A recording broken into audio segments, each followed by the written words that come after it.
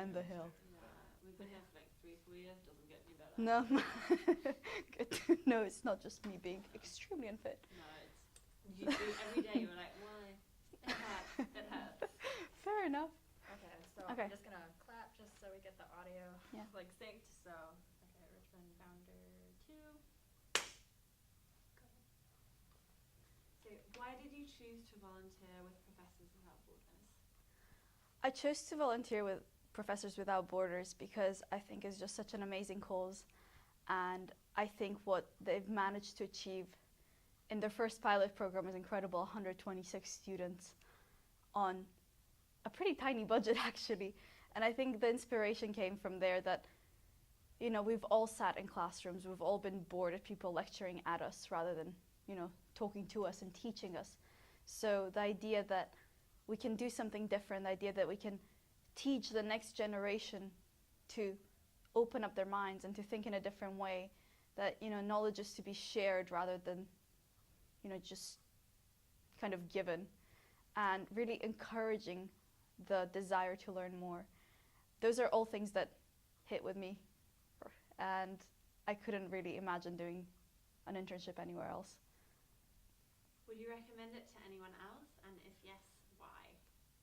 I would definitely recommend working for Prowibo to anyone really, mostly because it's such a fast-growing organization that you see how your effort is helping grow it further. So, you know, every day to day you see it growing and you see how your work actually contributes to it. You're not just a numberless or a nameless intern somewhere. You are a person that is helping grow the organization each and every day, and your efforts have a direct impact. Did you have any teaching experience prior to this trip? So I had some teaching experience. I started a charity when I was in high school, and I was teaching elementary school students there in Ghana.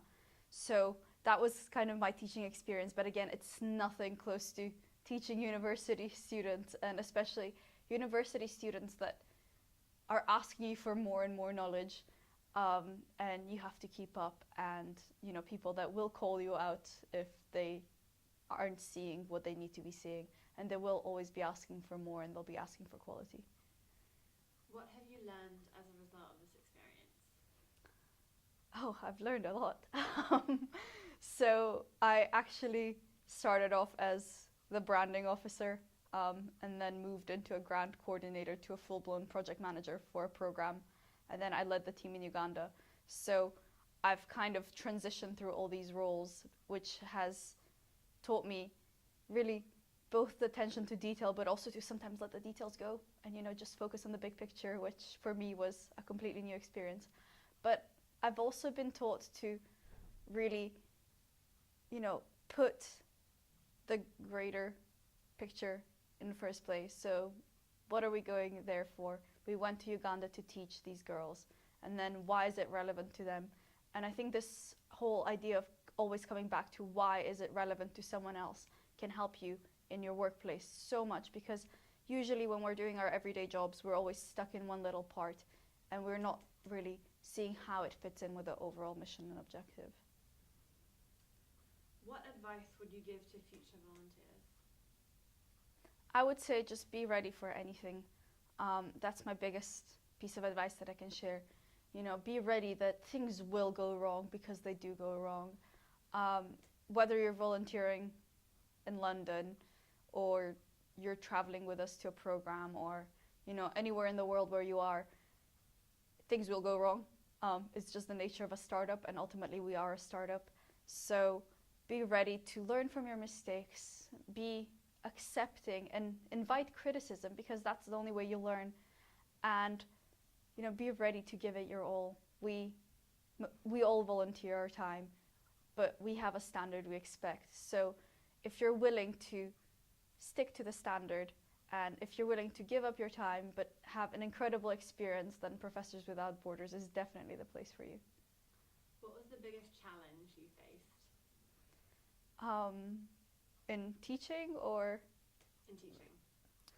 In teaching. Oh, my biggest challenge was actually my very first class. That was terrible.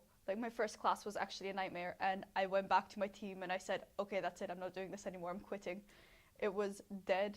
I wasn't getting any responses from my students. They weren't interested in my class at all. I was teaching global politics, and what I got from them was, oh, but we don't care about the world, we just want to know about Africa and Uganda. So obviously to me, who spent months and months planning a global politics course with global case studies, I kind of went back into my little hut and I was like, oh God, here we go, starting from square one really.